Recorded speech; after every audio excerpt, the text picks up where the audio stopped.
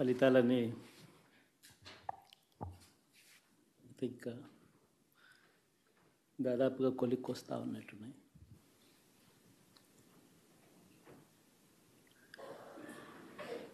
చూసిన ఫలితాలు జరిగిన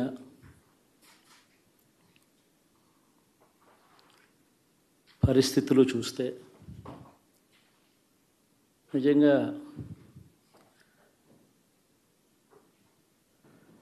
ఆశ్చర్యంగా కూడా ఉన్నాయి.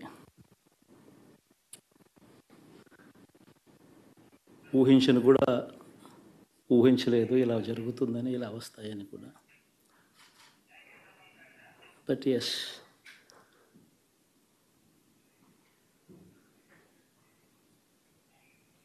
అమ్మఒడి అందుకున్న 53 లక్షల మంది తల్లులకు మంచి చేసినాం, పిల్లలు బాగుండాలి, వాళ్ళ చదువులు బాగుండాలని తాపత్రయపడుతూ అడుగులు వేశాం. మరి అక్క చెల్లెమ్మల ఓట్లు ఏమయ్యాయో తెలీదు. 66 లక్షల మంది అవ్వాతాతలకు, వితంతులకు, వికలాంగులకు గతంలో ఎప్పుడు జరగని విధంగా మంచి చేశాం. వారి కష్టాల్లో తోడుగా ఉంటూ, వారి కష్టాన్ని అర్థం చేసుకుంటూ, వారి ఇంటికే పంపించే వ్యవస్థను సైతం తీసుకొస్తూ,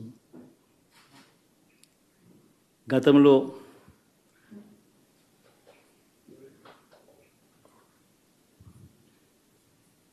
మా ప్రభుత్వం అధికారంలోకి రాకమునుపు ఇస్తా ఉన్న చాలని పెన్షన్ నుంచి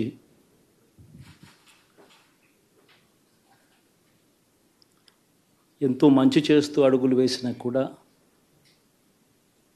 ఆ అవ్వాతాతలు చూపిన ఆప్యాయత ఏమైందో కూడా తెలియడం లేదు. దాదాపుగా 1,05,00,000 మందికి పొదుపు సంఘాల అక్క చెల్లెమ్మలకు మంచి జరిగిస్తూ, వారి కష్టాలనే మా కష్టాలుగా భావిస్తూ, ఇచ్చిన ఏ మాట తప్పకుండా అన్ని రకాలుగా వాళ్ళకు అండగా ఉంటూ, ఆసరాతో తోడుగా ఉన్నాం, సున్నా వడ్డీతో సైతం అండగా ఉన్నాం, చేయూత సైతం తోడుగా ఉంటూ నిలిచాం. మరి ఆ 1,05,00,000 మంది అక్క చెల్లెమ్మల ప్రేమాభిమానాలు ఏమయ్యాయో తెలియవు. 26 లక్షల మంది చేయూతను అందుకుంటున్న అక్క చెల్లెమ్మలు, వారి ఆప్యాయత ఏమైందో తెలీదు.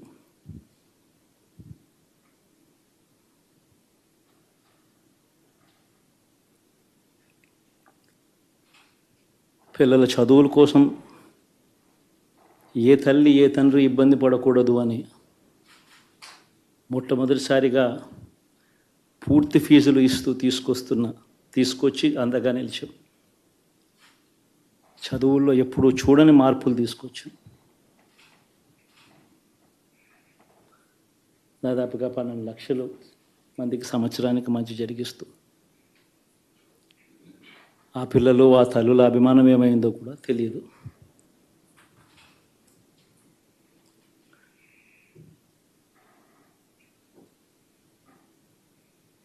దాదాపుగా 54 లక్షల మంది రైతన్నలకు గతంలో ఎప్పుడూ చూడని విధంగా, జరగని విధంగా పెట్టుబడికి సహాయంగా అందించే కార్యక్రమం మొట్టమొదటిగా జరిగింది మన ప్రభుత్వం వచ్చాకే.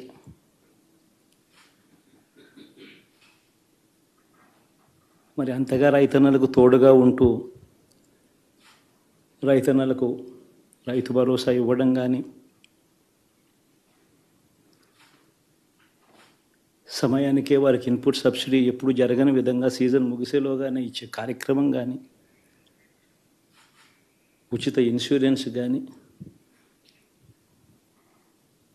పగటిపూట 9 గంటలు ఇచ్చే కార్యక్రమం కానీ, ఉచిత విద్యుత్ ఇచ్చే కార్యక్రమం కానీ, మరి ఆ 1,00,00,000 మంది రైతన్నల ప్రేమ ఏమైందో తెలియదు.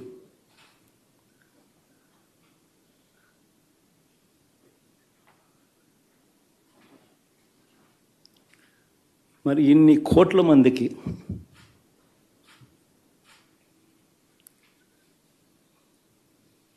పేదవాడికి తోడుగా ఉంటూ ఆటో డ్రైవర్లు నడుపుకుంటా ఉన్నవాళ్ళు ఆటోలు తోలుకుంటూ టాక్సీలు తోలుకుంటూ ఇబ్బంది పడకూడదని వారికి అండగా ఉంటూ ఓ వాహనమిత్ర,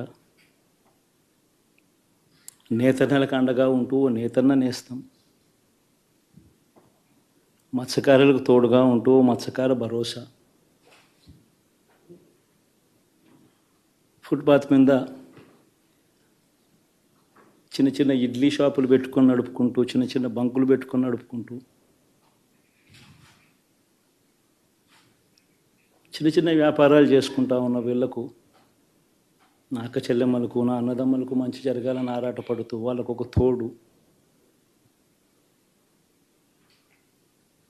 నా రజకులకు, నా నాయి బ్రాహ్మణులకు, నా టైలర్లకు అని అండగా ఉంటూ వారికి ఒక చేదోడు. మరి ఇన్ని లక్షల మందికి ఇంత మంచి చేసి, ఇన్ని కోట్ల మందికి, లక్షలు కూడా కాదు, కోట్ల మందికి మంచి జరిగించి, ఎప్పుడు జరగని విధంగా మేనిఫెస్టో అంటే ఒక చెత్తబుట్టలో పడేసే డాక్యుమెంట్ కాదు. ఒక మేనిఫెస్టో అంటే ఒక బైబిల్ అని, ఒక ఖురాన్ అని, ఒక భగవద్గీత అని మొట్టమొదటి రోజు నుంచి కూడా భావిస్తూ ఏకంగా 99% వాగ్దానాలు అమలు చేసి,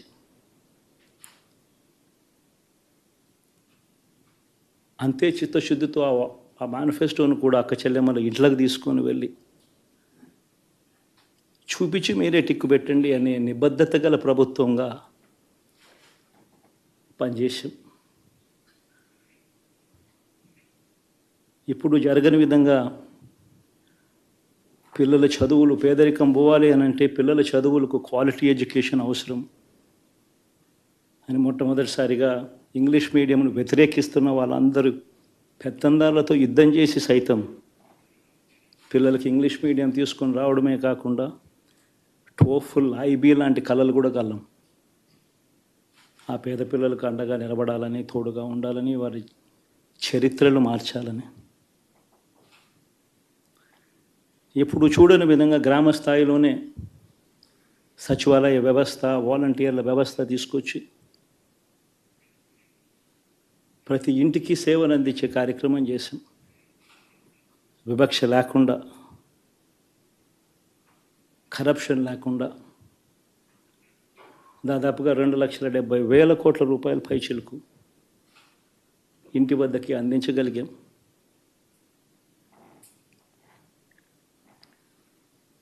ఇప్పుడు చూడని మార్పులు తీసుకురావడమే కాకుండా ఒక చదువుల రంగం అయితేనేమి, ఒక విద్యారంగం, ఒక వ్యవసాయ రంగం అయితేనేమి, ఒక వైద్య రంగం అయితేనేమి, ఏ పేదవాడు ఎప్పుడూ ఇబ్బంది పడకూడదు అని ఎప్పుడు ఊహించని విధంగా మార్పులు తీసుకొస్తూ పేదవాడికి అండగా నిలబడగలిగాం. విమెన్ ఎంపవర్మెంట్ అంటే ఇది, మహిళా సాధికారత ఇది అంటే ఇది అని ప్రపంచానికి చాటి చెప్పగలిగాం.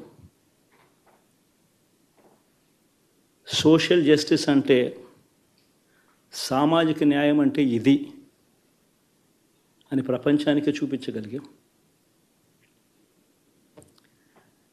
మరి ఇన్ని గొప్ప మార్పులు చేసిన తర్వాత, ఇన్ని కోట్ల మందికి మంచి జరిగిన తర్వాత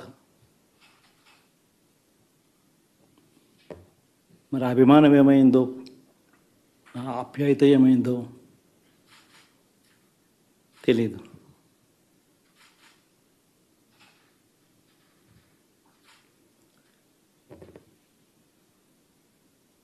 ఎవరో మోసం చేశారో, ఎవరో అన్యాయం చేశారో అని చెప్పి అనొచ్చు, కానీ ఆధారాలు లేవు.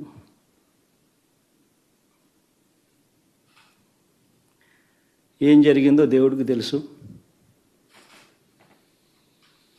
పెద్ద నేనైతే చేయగలిగింది ఏమీ లేదు. ప్రజల తీర్పు తీసుకుంటాం, కానీ మంచి చేయడానికి మాత్రం ప్రజలకు తోడుగా ఖచ్చితంగా ఉంటాం. వాయిస్ ఆఫ్ ది వాయిస్లెస్ కింద ఈ పార్టీ తాను చేయాల్సిన పని తప్పకుండా చేస్తుంది. పేదవాడికి అండగా ఉండే కార్యక్రమంలో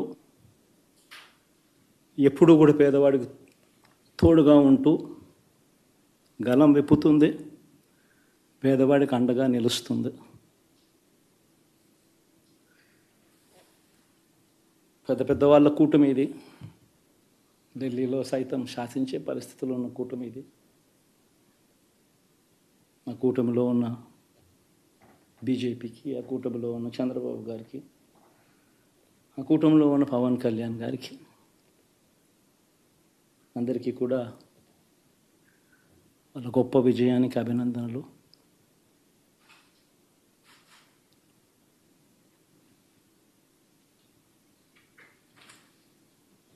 ఓడిపోయినా కూడా నా ప్రతి కష్టంలో కూడా తోడుగా అండగా నిలబడిన నా ప్రతి నాయకుడికి, ప్రతి కార్యకర్తకు, ప్రతి వాలంటీర్కు, ప్రతి ఇంట్లో నుంచి వచ్చిన ప్రతి స్టార్ క్యాంపెయినర్గా నాకు తోడుగా నిలబడిన నా అక్క చెల్లెమ్మలకు, అన్నదమ్ములకు, మీ అందరికీ మనస్ఫూర్తిగా మీ అందరికీ కూడా కృతజ్ఞతలు తెలియజేస్తా ఉన్నాను.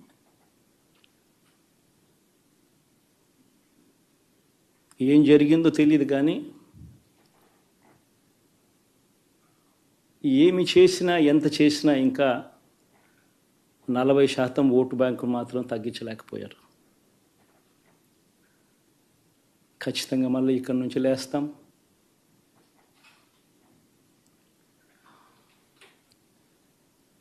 మళ్ళీ ఇక్కడి నుంచి గుండె ధైర్యంతో నిలబడి మళ్ళీ లేస్తాం. ప్రతిపక్షంలో ఉండడం కొత్త కాదు, పోరాటాలు చేయడం అంతకన్నా కొత్త కాదు. నా రాజకీయ జీవితం అంతా కూడా ప్రతిపక్షంలోనే గడిపా, ఈ 5 సంవత్సరాలు తప్ప. పోరాటాలే చేశా, రాజకీయ జీవితంలో ఎవడు చూడని కష్టాలు కూడా అనుభవించా.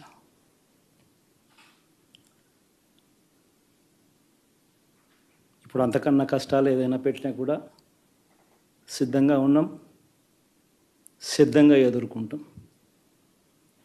ఆల్ ది వెరీ బెస్ట్ గవర్నమెంట్లోకి వచ్చిన వాళ్ళకు. Thank you.